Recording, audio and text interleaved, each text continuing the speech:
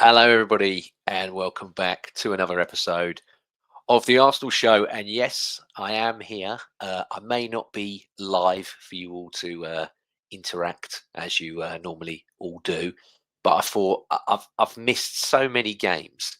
I think it's 13 games have gone since I've last done a video for the own channel for on here. So apologies for that. Just the general consensus of being everywhere else, work, family stuff, and then just a little bit of my own, where as always, I've got them here. Look, I make all these notes. I make notes for every game that we do, and I have the intentions of I'll come on here, and then I'll do a stream. And it's I don't really, as you all know, like doing these by myself. I tend to enjoy having other people on here with me, and then we can bounce back off each other, and we can discuss and debate the games. But yeah, by myself, I do somewhat struggle at times to make it feel like it's overly, I guess, entertaining or enjoyable for you all. But I thought I'll record something, do a little bit of a recorded catch up, and then from there we can just blitz it and try and get back to the usual live format that we had beforehand. But yeah, so just quickly, let's just run off all the games that I've missed. So the last one I did, I think, was the loss to Aston Villa. So the first game we've got is us against Brugge in the Champions League, and Arteta made 5 changes to that starting lineup versus Aston Villa. Norgard coming at centre back, Lewis Skelly coming at left back, and Mikel Merino come into the midfield instead of playing up front for Arsenal. And then Madueke, Gyökeres, and Gabriel Martinelli rounded off that front three. This win virtually guaranteed Arsenal direct entry into the round of the 16 phase, and Arsenal become only the fourth team, English side, sorry, to win all of the 6 opening Champions League group phase league games. And on the 24th minute, Noni Madueke, was a moment of individual brilliance from him. Madueke picked up the ball just inside Brugge's own half, beat 2 defenders, and then rifled in a 25-yard stinger into the top corner. It was a fantastic goal from him. And then on the 46th minute, Noni Madueke, right after the restart, doubled Arsenal's lead by heading in a pinpoint cross by Zubamendi. And then on the 55th minute, Gabriel Martinelli sealed the win with another signature curling strike from the edge of the box into the top right corner. With this, Martinelli became the first Arsenal player to score in 5 consecutive Champions League games. So yeah, well done to him. And then Gabriel Jesus, he made his first appearance in 11 months, coming off the bench in the 62nd minute after recovering from his ACL injury. And he nearly scored when he come on as well. He just hit the crossbar. And then 16-year-old Marley Salmon, he made his senior debut in the 83rd minute, becoming one of the youngest players in Arsenal's history. And only 3 players have played for an English club in the Champions League while 16 or under, and all 3 of them have been Gooners. You had Jack Wilshere, you had Max Dowman, and Marley Salmon now. And, Wilshere was in 2008 against Dynamo Kiev. Dowman was against Slavia Prague earlier in this season. And for a manager that supposedly hates young players, he's given a lot of them minutes here in the premium competition in Europe. So, yeah, fantastic. But yeah, man of the match, as we always do. Gave this one to Noni Madueke. He got 2 cracking goals. He won the most duels in the game, had the most shots, and had the most take-ons. But yeah, big shout out to Zubamendi for his assist to Madueke, and shout out to Martinelli for his goal as well. And Lewis Skelly getting the assist for that. And big shout out as well to David Raya, who made 7 saves in that game and kept it a respectful scoreline. There was a bit of horrible defending, as I can recall, in bits of that game. But yeah, right after that, back to the Premier League, and we played Wolves at home, and Arsenal changed the side after the win versus Brugge. Timber moved into centre back, Saliba and Nketiah coming back in as a left back, and then Eze and Rice come in for Merino and Odegaard, and Saka come in for Madueke. But yeah, Arsenal had good chances in the first half, but failed to capitalise due to poor finishing. This was the first time in the season that we failed to get a shot on target in the first half. Timber had the best chance with a header from a Bukayo Saka cross, but he was probably better off leaving that for Gyökeres that was behind him. Ben White sadly had to come off with an injury just after 31 minutes, It was another muscle injury for him, and it looks as though he'd done it when there was a breakaway by Wolves by Hwang after an Arsenal set piece, and Zubamendi was just a little bit careless on keeping up with Hwang. But yeah, thankfully David Raya saved it. But yeah, I think he done it when running back to try and help defend after the mistake from the set piece. But yeah, the injury, it led to Ben White being subbed for Miles Lewis-Skelly, and everyone just shifted to more familiar roles within that back line. And then Martinelli had a sitter with a header from a corner that he completely got wrong as well. And Saka fizzed a beautiful cross into Gyökeres, but he just didn't read it at all. Poor first half there from Arsenal, and Wolves become only the second team in the season to reach half time at the Emirates with a clean sheet. And then the second half, Martinelli, he made a great run, but got his shot completely wrong as well. Declan Rice forced a save from Johnstone in the goal from a free kick as well. And then Odegaard and Gyökeres both had great chances, but didn't get the finishing right at all. Arsenal, we eventually got the first goal, but Wolves are the ones who scored it. Bukayo Saka whipped in a corner and it flied off the post onto Johnstone's back. And it wasn't the prettiest, but it gave Arsenal the lead.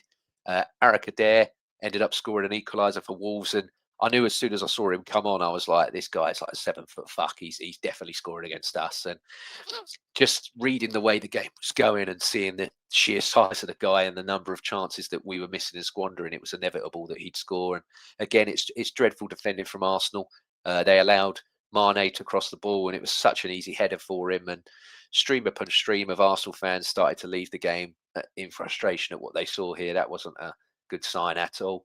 But yeah, Arsenal didn't give up, and thankfully got the winner. Bukayo Saka again putting a cross, and it was met by Mosquera for Wolves, who put it into his own net, and Arsenal got the win. So man of the match for that one. Bukayo Saka for me, even without scoring officially, his delivery from that right-hand side forced both these own goals. And yeah, he created an abundance of chances for his teammates that were squandered again and again throughout the game as well. So fair play to him. After that, we then played Everton and come into this game with another changed lineup. Hincapié moved back to centre half, and Calafiori come back in at left back, and Odegaard and Trossard come in for Eze and Martinelli in that forward line. And this was Arsenal's first game away at the Hill Dickinson Stadium, and they brought out a tifo and some pyro at Everton. It was quite a sight to behold before the game kicked off. But yeah, Arsenal won ugly here. Victor Gyökeres scoring a penalty after a Jake O'Brien handball from a Declan Rice corner, and Gyökeres stepped up and absolutely smashed the penalty in. And Gyökeres should have had a penalty beforehand, I think, anyway, before the corner, because O'Brien just completely pushed into the back of him. I thought it was a penalty there instead of the one from the handball as well. I mean, they're both penalties, but yeah, I thought in the first instance that the penalty should have been given for the push. But both Trossard and then Zubamendi hit the post in the second half, and Arsenal absolutely dominated this game. But it's very characteristic of the lack of composure that's in the final third. And then we just repeated the horseshoe passing pattern that we're used to. And yeah, it's just, when Arsenal struggle to break down low blocks, that's what you're going to get. You're going to get horseshoe passing, unfortunately. And a big talking point during the game and afterwards was William Saliba following through on Barry in the box. I didn't think it was a penalty at the time. I still don't think it was a penalty now. But yeah, the Pogmol panel have come out and said that they were wrong and that a penalty should have been given here. The incident that I did believe was a penalty was the one beforehand with Zubamendi. But yeah, he was very lucky that I can't remember what Everton player it was. I think it might have been Barry again. But yeah, he was offside, so it didn't count as a pen because he was offside. But yeah, Zubamendi definitely brought him down, and he turned around and looked at the ref with complete guilt. But yeah, he was so lucky that that was offside, because that was definitely a penalty in my opinion. The man of the match for this one, I gave it to David Raya. I thought his exceptional ability at claiming the ball aerially and his command in the box towards the end of the game when Everton put on a late bombardment, it kept Arsenal in the game, and it got us the 3 points on the day. And yeah, no attacking player really gave Arsenal anything to glow about. So yeah, I given it to David Raya in the sticks for that one. After that, Crystal Palace Carabao Cup, and we made 8 changes to the side that beat Everton. Kepa come in, Lewis-Skelly come in, Norgard, Marino, Eze, Madweki, Martinelli and Gabriel Jesus started in the attack, and Arsenal just completely dominated this first half, especially Martinelli was like a man possessed out here. We had 69% of the possession and 17 shots on goal. And Noni Madueke here had 4 chances to score, and Jesus had a brilliant one from a header that was well saved by Benitez in the Palace goal. Second half, and again, Gabriel Jesus had a header that just went wide, and Palace had a few good chances from Wharton, and Saliba had to make a really good last-ditch tackle for the ball that was falling into Mateta's path, and he probably would have scored it if he got there. Martinelli, he sadly had to come off in this game. He had a clash of knees in that second half, and then Arsenal finally scored, and it was an own goal from Lacroix that pinballed in from a corner. And Palace then, they ended up equalising right at the deck from Mark Guehi, and it was a silly free kick from Saliba to give away, and then Calafiori just completely lost the duel with Lerma, and Guehi tucked it in with ease. This game then ended up with a penalty shootout, and this was one of the highest quality penalty shootouts that I've seen in recent memory. There was 15 consecutive penalties scored before the miss, and Odegaard, Rice, Saka, Trossard, Marino, Calafiori, Timber, and Saliba all scored their penalty. But Lacroix had the unfortunate moment of being the one who missed, and he had his penalty saved by Kepa on top of his own goal, which was a really, really bad day for him. But yeah, lots was said about Benitez for Crystal Palace in goal for this game. I didn't get it. I think the only top save that he had to make was the one from Gabriel Jesus' header. The rest was just right at him. You'd expect goalkeepers to make those saves, otherwise you're in big trouble. And then Arsenal, their finishing on the night was really, really poor for me. We had an XG of 3.36, and to fail to put a game to bed in normal time when you've got an XG of that much, that's a shambles in my opinion. But yeah, man of the match for that game.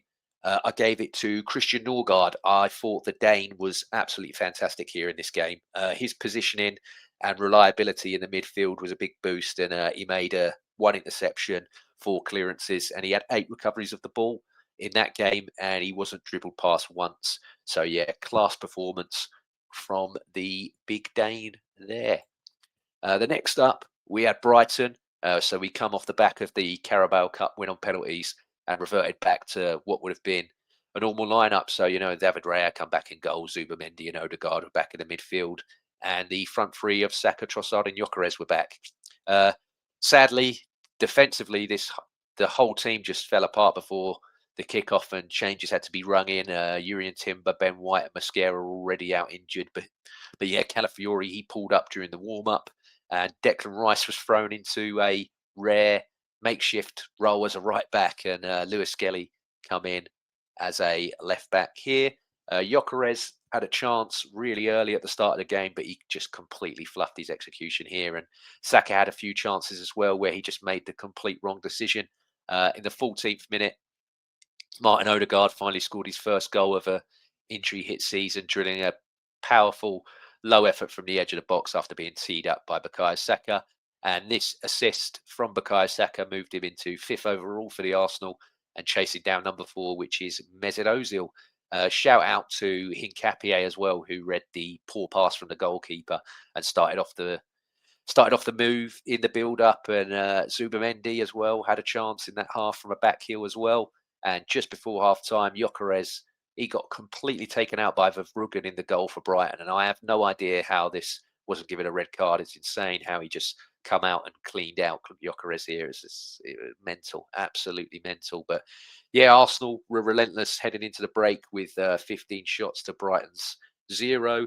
And the Seagulls were just completely pinned into their own half and struggling to cope with Rice, Saka and Odegaard on that right-hand side.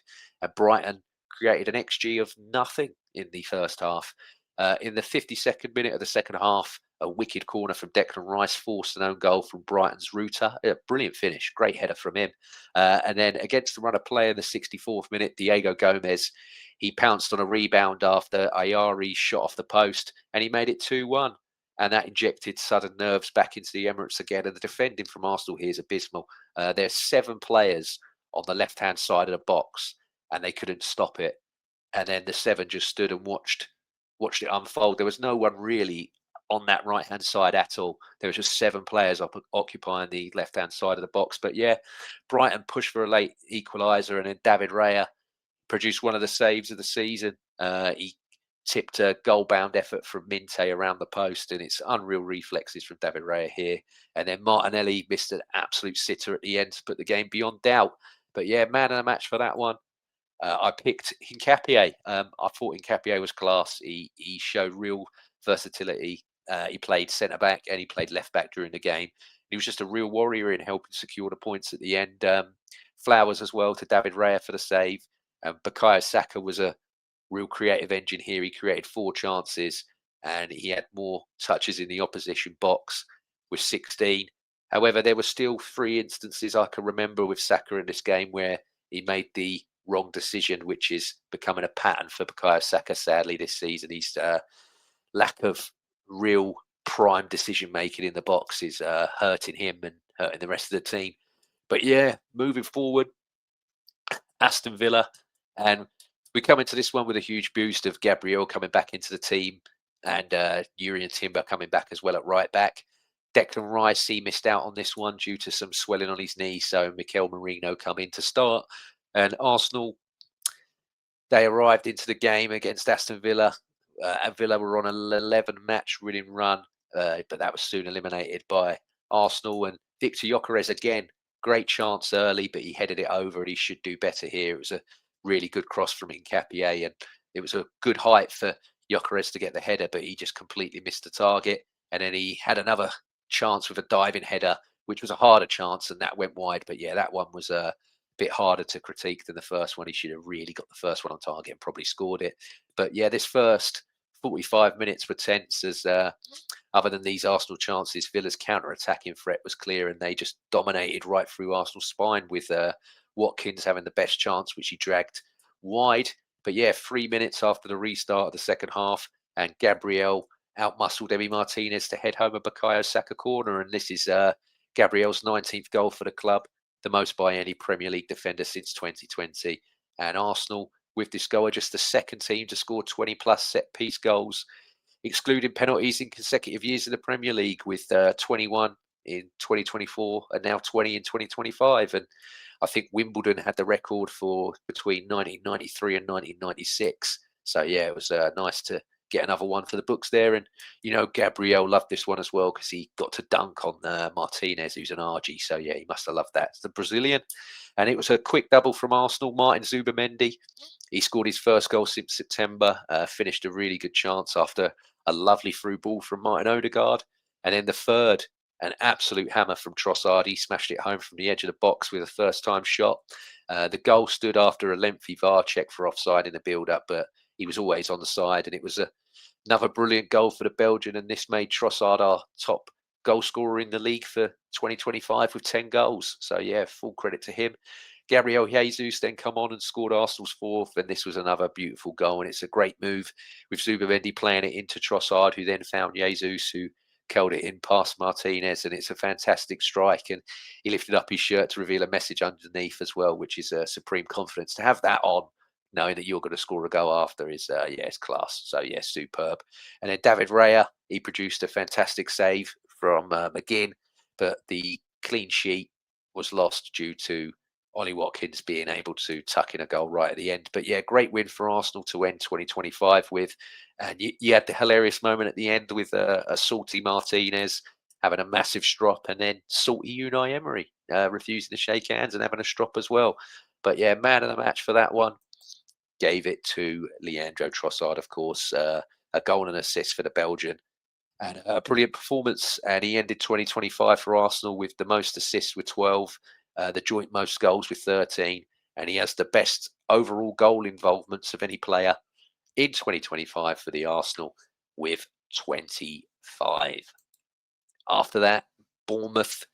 And we come into this one, changing the side again. Martinelli and Madueke got the start over Saka and Trossard in the forward line, and Madueke started the game brightly on the right-hand side. He had a great chance to score, but he scuffed it.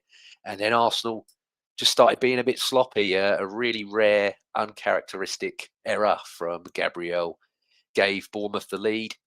He misplaced a pass across the back line, which was intercepted by Evan Nilsson, who just easily rolled it in past David Raya. And Gabriel then quickly redeemed himself just 6 minutes later. It was a shot from Gabriel Martinelli that was blocked, and it fell into Gabriel, who just smashed it home to make it 1-1. And Gabriel become only the second defender in Arsenal history to reach 20 Premier League goals with this one. He follows Lauren Koscielny, and credit as well for Madueke. He was brilliant starting this move off from the right hand side to create the goal as well.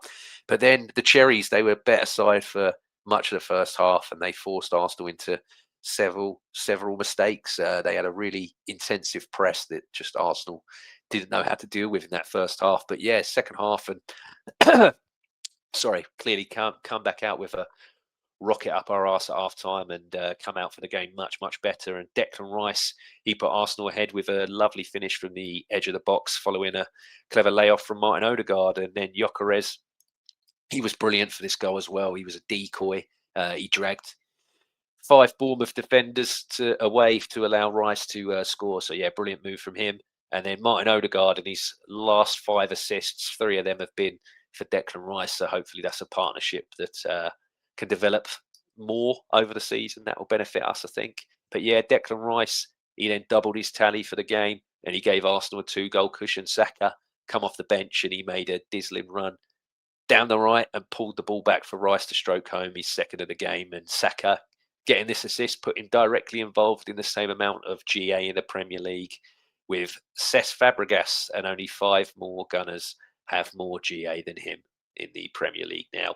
But yeah, Bournemouth, they rang in some substitutions, and then Krupi, he set up a tense finale with a spectacular 20-yard hit that flew into the top corner just moments after he entered the pitch. And it made for a slightly nervous ending, but Arsenal saw it out. But yeah, man of the match for me, Declan Rice. Brilliant from him. Was Declan Rice's first ever brace in the Premier League, and they were 2 superb goals coming in back off an injury. But yeah, after that, Arsenal then had the big one against Liverpool at home, and we went into this game, and the only changes being made was Saka back in for Madueke and Trossard back in for Martinelli in the attack. And Arsenal entered the game looking to go 8 points clear at the top of the table after Man City dropped points against Brighton, and we just failed to capitalise here. And Bukayo Saka and Urian Timber were relentless early on for Arsenal. Saka repeatedly sent Kirkes to the cleaners on the wing, but all of his crosses just couldn't find a finishing touch. And then Arsenal, after 25 minutes, really faded. And we failed to register another shot until the injury time of the second half. And the closest anyone come to scoring was Liverpool with an effort from Conor Bradley. It was a mix-up again between Saliba and David Raya, and Bradley's shot looped over David Raya, but it rattled the bar. Virgil van Dijk and Konate were really effective in smothering Arsenal's attack in the second half. Plus, Liverpool's system with Szoboszlai leading their press works and bamboozled us completely. Liverpool as well, playing Wirtz as a false 9, it just created a lot of overloads in the midfield that Arsenal struggled to adapt to, and it led to long periods of the game where Arsenal could just only soak up pressure. We just couldn't get anything going. We were just being absolutely dominated. And post-game, I was on the Highbury squad as always, and I feel the same now, which I know is easier on reflection, but Arteta made bold choices here in this game. He subbed off Saka, he subbed off Odegaard, and he subbed off Trossard to get Madueke, Eze, and Martinelli on, and that showed to me that he had a bit of balls. He wanted to make changes. He rung them through and tried to get the win, but he should have made those changes earlier. I think those subs should have come way before they did. And Victor Gyökeres, incredibly ineffective in this game against Liverpool. He only had 8 touches in the whole game, which isn't good for him. Miles Lewis-Skelly, he also come off the bench at left back and was completely shown up by Frimpong. He looked an absolute shell of himself when he come on. And to me, it was another missed opportunity for Arsenal, especially with Liverpool. They had no Salah, no Isak or Ekitike in the squad for this game. The big talking point from the game was Gabriel Martinelli's incident with Conor Bradley. And of course, Martinelli has no excuse for what he did. He's extremely stupid here, but it was clearly a misunderstanding that was blown way out of proportion, as usual with most things regarding Liverpool. I thought Gary Neville was absolutely disgusting with his comments on the night. As someone whose job is to be an impartial commentator, to try and incite violence against a player is just absolutely moronic from him. I hope Sky reprimanded him for this. It doesn't seem like they have because he's still been on the telly since. But yeah, I hope he got a little bit of a talking to. And Roy Keane as well. Some of the comments he made after the game, he seems to have an incredibly short memory on what he deems as violent or non-violent. I mean, Gareth Southgate says hello, Roy. So does Haaland, and so does Jason McAteer. And then on top of that, you got all the Scousers that obviously are the bastions of the beautiful game, the prime ministers of football, and they, as always, are ashamed by everything and offended by nothing. When you've got the likes of Neville and Keane, and then Liverpool and Liverpool fans trying to be evangelical about anything, you can only point and laugh. And then the hypocrisy of Liverpool to talk about class and a lack of class from Arsenal due to what happened by Martinelli, even though he apologised just literally 8 days after this event. The Liverpool ladies goalkeeper got a 6-match ban for racially abusing a player that she also plays with. Didn't see T-shirts this time though for the goalkeeper. I missed the T-shirts being worn this time. But yeah, odds back onto the game. Man of the match, I gave it to Urian Timber. He literally was the best of a bad bunch here. It wasn't a good game at all, and it was just marred by a really silly incident. But yeah, right after that, we then played Portsmouth, and we come into this game with 10 changes. Obviously, Kepa, Norgard at centre back, Miles Lewis Skelly, and Marino played at the 6. And then Waneri and Eze plus Martinelli, Jesus, and Madwecki led the front line. And Arsenal started the game a bit slack, and the crowd at Fratton Park was really up for it. And then Arsenal were caught out early when Colby Bishop for Portsmouth sent the crowd into dreamland just 3 minutes in. Kepa parried a shot from Connor Chaplin, and Bishop was the first of the rebound to make it 1-0 to Portsmouth. Madwecki really, really poor here to start the move off for Portsmouth. And Kepa, in my opinion, should have done better with the shot from Chaplin. He just parried it straight into Bishop's path. But yeah, we didn't panic, and we levelled within 5 minutes. Eze swung in a corner that caused chaos, and most of the Arsenal corners this season do, and the ball eventually deflected off Portsmouth's Andre Dazil for an own goal to make it 1-1. Initially, I thought the goal was Norgard, and I was really happy for him to actually have his first goal for Arsenal. But yeah, it's gone really under the radar, the impact I think Norgard's had this season with the limited minutes he's played. So yeah, I was a bit miffed when it wasn't his goal and it was an own goal. But yeah, after a controversial week following the Liverpool game, Martinelli began the start of a hat-trick here, and he powered home a header from a Noni Madwecki corner to put Arsenal 2-1 up. And then Arsenal had the chance to put the game to bed before half-time. Noni Madwecki won a penalty after being tripped by Swanson, and it was a really good move from him. He stepped up to take the penalty, and he just completely scuffed it wide of the post. And it was a shocking penalty from Madwecki here. No excuses for the way he took it, and regardless of the opposition, to try and be that cute and clever just reeked of arrogance for me from Madwecki. And his performance and his performances this season don't warrant that kind of ego for me. I think if you're banging in the goals and you're getting the assists, you can half-arse a penalty like that. But if you're not, and you need to start showing that you can score goals and get assists, you put your foot through that, you score it, and then yeah, you go from there. But shortly after the break, Martinelli, he poked home from close range following a perfect low cross from Gabriel Jesus. Superb link-up play by the two Brazilians here, and it was clever from Miles Skelly taking the quick free kick as well.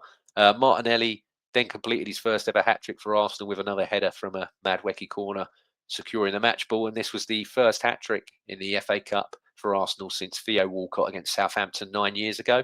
And it was really good again to see Marley Salmon come on here as well for Arsenal. He saw the game out, and for a manager, again, that supposedly hates young players and playing young players, he's played our youngest ever player in the league, youngest ever player in the Champions League, and youngest ever player in the FA Cup this season. And yeah, it was really nice as well to see Kai Havertz getting a run out again for this one, coming back from his injury. And the man of the match for this game, going to give it to Gabriel Martinelli. 3 goals. He could have easily had 4 or 5 as he missed 2 sitters in the first half as well. But yeah, over the moon for Martinelli considering the week he had. But yeah, also big shout out for Mikel Merino. He was absolutely tremendous in that sixth role. I know you've got to take opposition into account, but yeah, he was brilliant against Portsmouth here. So yeah, well done to Mikel Merino as well. Following that one, Arsenal versus Chelsea at the Bridge. And we come into this game much stronger than I anticipated and expected. And pretty much the current first team played, except for Yuri and Timber being shifted in at left back due to no Calafiori and no Hincapié. And Arsenal wasted no time. Ben White opened the scoring. Powerful header from a Declan Rice corner. And this is Arsenal's 24th goal from a set piece this season. It just shows the absolute dominance that we have in this area of the game. And it was also the first time that two English players have combined for a goal at Stamford Bridge since Ian Wright assisted David Platt in 1997. But yeah, just after the break, Arsenal doubled their lead. Ben White turned the provider here, overlapped Bukayo Saka, fired in a low cross that Robert Sanchez couldn't handle, and then Gyökeres just tapped it in from close range. Garnacho come on for Chelsea and scored after some poor defending and poor keeping from Kepa here. In my opinion, Kepa, he ran out the goal and basically gave Garnacho a whole gap to shoot in whilst attempting to close him down. When you come out a goal like that, you've got to make yourself as big as possible. But he was leaning to one side that just allowed Garnacho the other side to shoot in. I thought it was really, really poor from him. And then Chelsea started to gain momentum, but Martin Zubimendi showed world-class composure after a line-breaking pass from Saliba and the layoff from Gyökeres. Zubimendi shimmied past two defenders and curled a left foot strike into the bottom corner. But Garnacho struck again. He pounced on a rebound from a corner to volley home his second of the game. And Kepa, again, should have done better for me here, in my opinion. He lacked a bit of box presence that Arsenal are used to with David Raya being in the net. But yeah, man of the match for this one. I gave it to Victor Gyökeres, a goal and an assist in a semi-final when he really needed it. Yeah, I was really, really chuffed for him, and very chuffed as well for Ben White. Scored a header and provided an assist as well. So yeah, shout out to him for that one. After that, Nottingham Forest, and we come into this game with the same side as Chelsea, just tweaking the forward line with Martinelli and Madueke in for Saka and Trossard. And in hindsight, I don't think this three should play together. It's too much rotation potentially for me to be fluent with Martinelli, Madueke, and Gyökeres. But yeah, following Man City's loss to United earlier in the day, we had another golden opportunity to go 9 points clear at the top this time, but we only managed to draw. And this is Arsenal's second consecutive 0-0 draw in the league for the first time in 14 years. The biggest chance of the game fell to Martinelli. Noni Madueke fired across into the box towards Martinelli, and he was unmarked at the far post. And from 4 yards out, he somehow stabbed the ball wide. I don't know how he done it. Funny enough, it's quite similar to a miss that he had in the Portsmouth game. But yeah, just I still don't know how he managed to miss this. But yeah, Mikel Arteta, he showed his lack of patience with the performance, and he made a triple sub before the hour. Odegaard, Gyökeres, and Madueke all come off for Bukayo Saka, Jesus, and Marino, which again showed his ambition for me to try and win the game. But Saka immediately changed the game. He provided a cross for a Declan Rice volley, and he later had a header that was superbly saved by Sells for Nottingham Forest. And Arsenal were then denied a late penalty when the ball hit Ola Anya's arm and hand, and VAR reviewed it but determined the ball hit his shoulder first, which Arteta vocally disputed in the post-match presser, calling it very clearly a penalty. And yeah, it was definitely a penalty, but we didn't get given it. I thought a lot of the players underperformed here on the day. Martin Odegaard was the one that stood out the most for me. I thought he was abysmal and embarrassing at times. I said on the Highbury squad post the game, his lack of any form of penetrative pass and just generally being fearful on and off the ball was a mess. It was an absolute mess. And Gyökeres as well, flattered to deceive once again, failed to be clinical in a one-on-one situation that he had to score from. He had such a head start on Murillo, and he just completely bottled it. Just completely bottled it. And those chances are the bread and butter that he wants as a centre forward, and that's exactly what Arsenal signed him for. But yeah, I also wasn't the biggest fan of Urian Timber's performance here at left back again. He wasn't at the level in the last two games. He wasn't good there at left back against Chelsea, and he wasn't good there at left back against Nottingham Forest as well. And yeah, it just showed how desperately we miss Calafiori and Hincapié having to play Timber at left back. But yeah, man of the match for this one, I gave it to David Raya. He was the only one who really felt at the level and on it for me. The rest let the manager down, in my opinion. I've been a very loud critique of Mikel Arteta, and I've been loud in praising him as well over the years. But yeah, the players for me really, really let him down versus Nottingham Forest. I must say I was really impressed with Murillo from Nottingham Forest. Sells also made a good save from Bukayo Saka, but the standout player really was Elliot Anderson for Nottingham Forest. I mean, he is some player. He made 8 recoveries on the day. He won so many duels on the floor and in the air, and he just completely bullied Arsenal's midfield on the day. But right after that, we ended up playing Inter Milan, and Arsenal and Arteta flipped the script here as he normally does for the Champions League. He brought Mosquera back for his first game in weeks and months. Miles Lewis-Skelly come back in at left back, and Mikel Merino and Eze come into the midfield with Trossard and Gabriel Jesus in the attack. And Arsenal took an early lead through Jesus after Timber fired a scuff shot towards the goal, and Jesus reacted quickly to prod the ball past Sommer for his first goal in Europe for 3 years. Really, really happy for him. Inter Milan then levelled through a sublime finish from Sušić. Arsenal failed to clear Marcus Thuram run, and then Sušić fired a powerful strike from the edge of the box that flew in past David Raya. We then restored our lead via a set piece again. Bukayo Saka's corner reached Trossard, who brilliantly headed it back across the goal for Jesus to nod home his second of the night. And then in the second half, Victor Gyökeres put the game to bed late in the second half.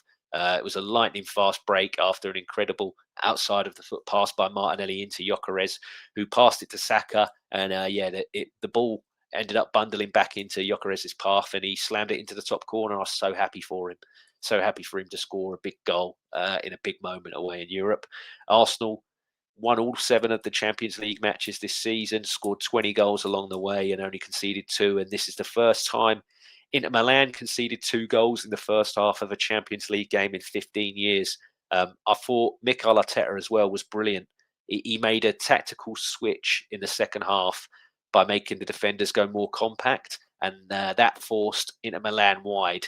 And it basically said to Mosquera and Saliba, you just win all your own individual duels, and I believe in your strength to win these individual duels to see us through the game. And they were both excellent. Man of the match for that one, obviously Gabriel Jesus. Happy for him to get the goals. You know, after injury, back in the San Siro, big moment, big game. Yeah, really, really pleased for him. But yeah, shout out to Mosquera as well. First game back for ages away at the San Siro, and you got 2 of the premier strikers in Europe in Martinez and Thuram, and he absolutely passed the assignment with flying colours. It was a fantastic 75 minutes for Gabriel Jesus in this game.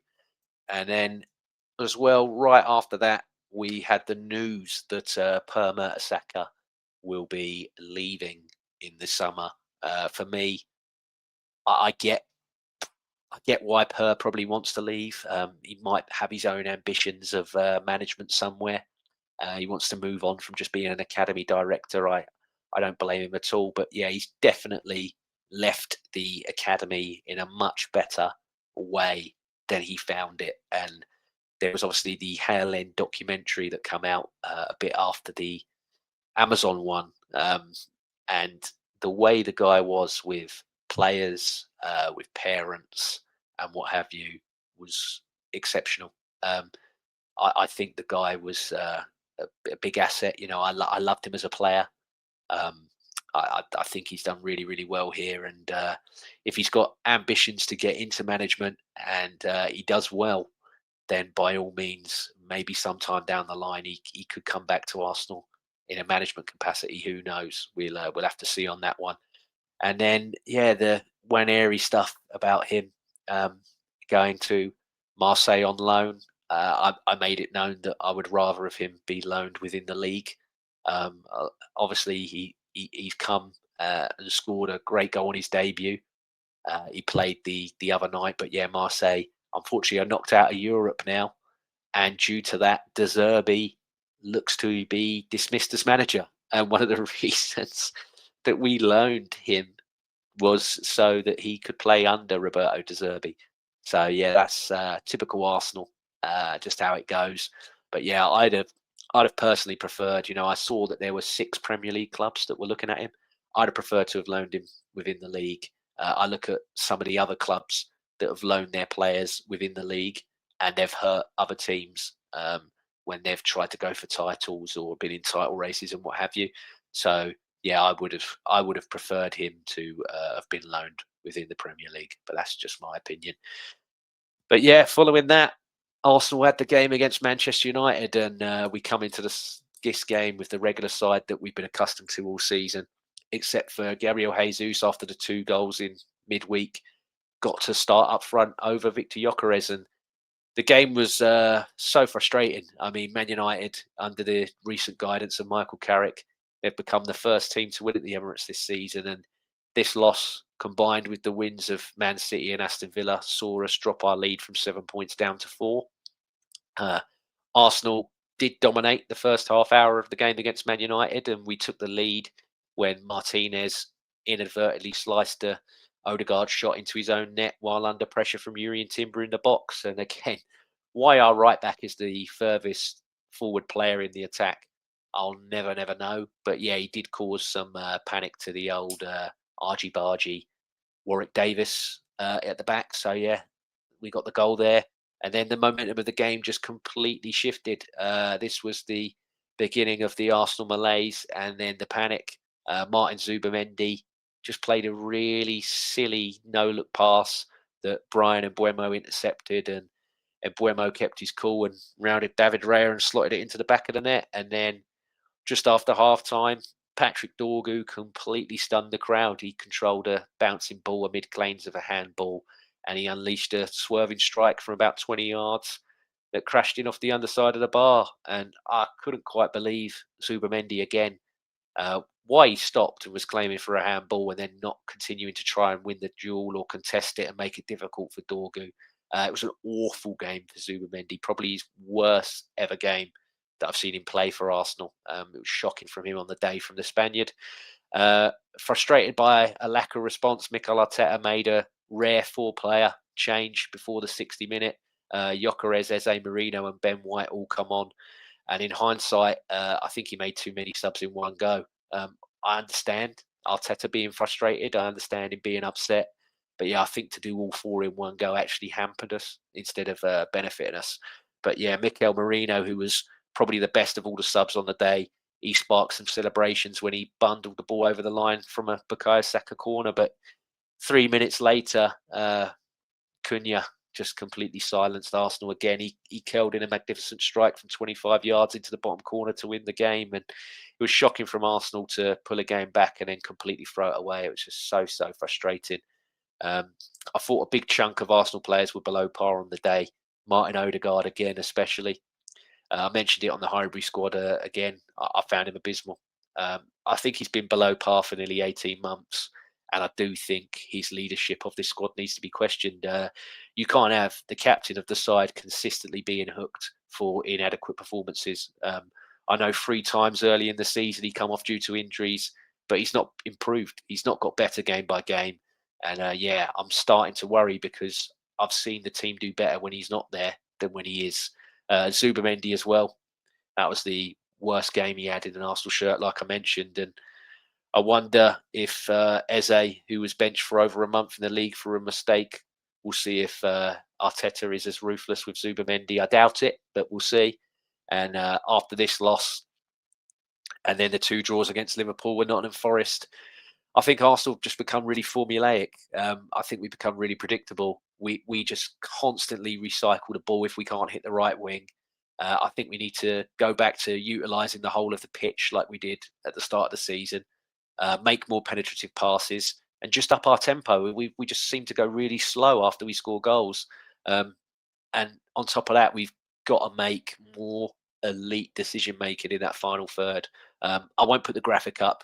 We've all seen it since this loss, and it's damning enough. But as it is, this attack needs to get its act together, and it needs to get it together sharpish. Otherwise, we are not going to do anything that we plan or want to do before the end of this season. What I really did enjoy after this game, I chucked Arsenal above all on, and they compared this result to the loss against Blackburn in the 97-98 double season. And then after that, we went 19 unbeaten in the league. If we could go 15 unbeaten this season after this, it'll be amazing. And that will probably secure us the title that we've all been desiring for so long.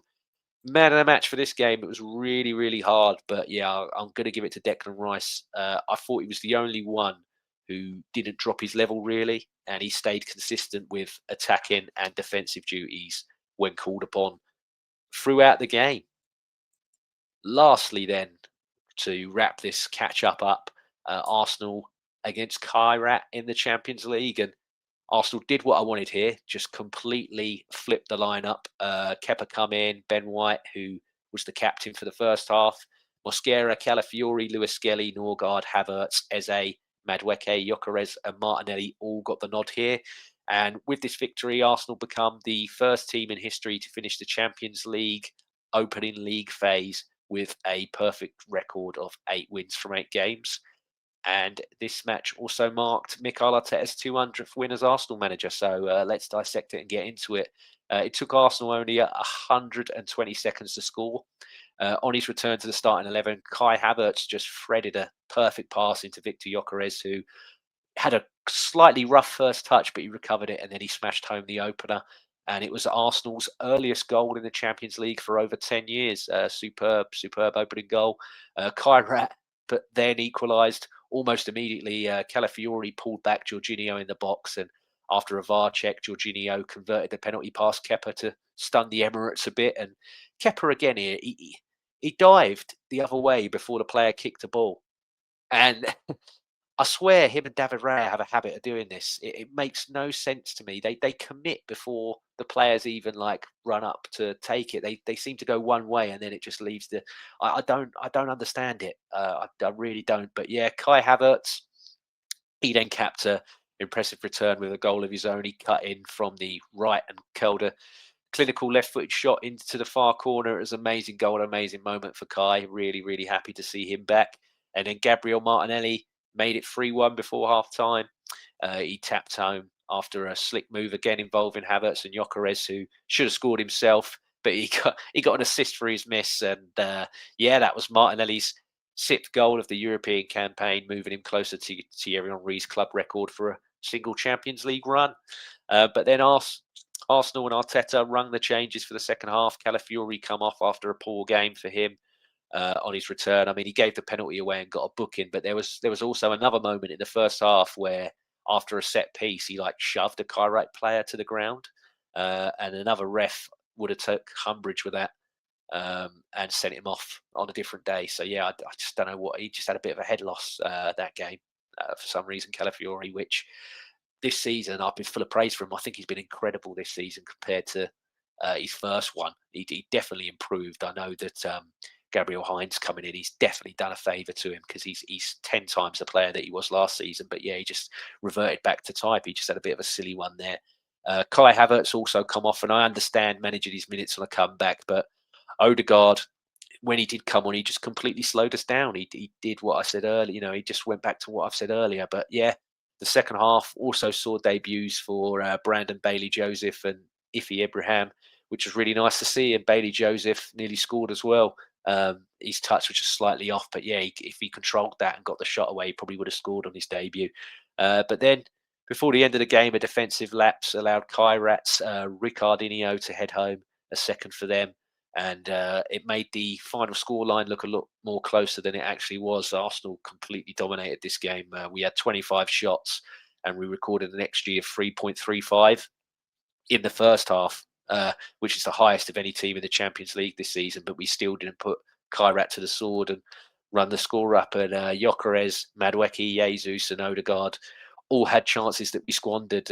Again, this was better than what we've seen of recent times, but yeah, just both in both boxes at times we just still really fell short. But man of the match for this one, for me. Could have easily gone to Kai Havertz, but I'm actually going to give it to Christian Norgard. I know I've been full of praise for him in this show so far, but yeah, I thought he was class. He got 91% on his passing. The big one being the cheeky touch in the build up to that third goal, where he made the back heel into Kai Havertz, and then he made one clearance and 6 recoveries as well. He's not got many minutes to shine this season, but when he's asked upon, he's been a really dependable and reliable player. So yeah, big up to Norgard. But yeah, just wrapping up before we leave, we've got Leeds 3 o'clock today. So hopefully, if you're watching this before the game, I'm going to go with a 2-1 Arsenal win. But as we normally do the lineup here, I've got my lineup what I'm going to play for Leeds. So yeah, I'm going to completely flip it. I want to see Raya, obviously, Timber, Saliba, Gabriel. I think Hincapié is getting the nod over Calafiori after that performance in midweek, but I wouldn't mind Calafiori playing left back either. But yeah, the midfield, put Norgard in. Zubamendi for me. I do love him. I know that I've gone in on him a bit in this show. I've critiqued him a bit, but at Leeds, he's played so many minutes. He's not had a winter break, which he's normally accustomed to. But yeah, Leeds is going to be a really they're a very stature-esque team. They're a very physical team. It's going to be a bit nitty gritty type of affair. I want Norgard in there. He's a big presence. He's been a captain. He's played against teams like Leeds and everything when he was in the Championship. He understands it. But then also for more presence, I want Rice and Havertz in there as well. I really do. Kai Havertz was brilliant the other night. So I want to see him back out there with Gyökeres, Martinelli, and Saka in the forward line. I know Trossard has been brilliant this year, but yeah, I think Martinelli's pace in behind when you've got people like Havertz that can hold it up and play off him and everything. I think it's going to be vital. So yeah, that's what I want to see today. That's what I want to do. 2-1 win. Come on, the Arsenal. But yeah, thank you very much, everybody, for listening or watching. If you don't already, please subscribe, send me a follow, and we will be back to regular, normal content with the others, with people joining in and what have you after this Leeds game. So, yeah, thank you very much. Take care, and I will see you all soon.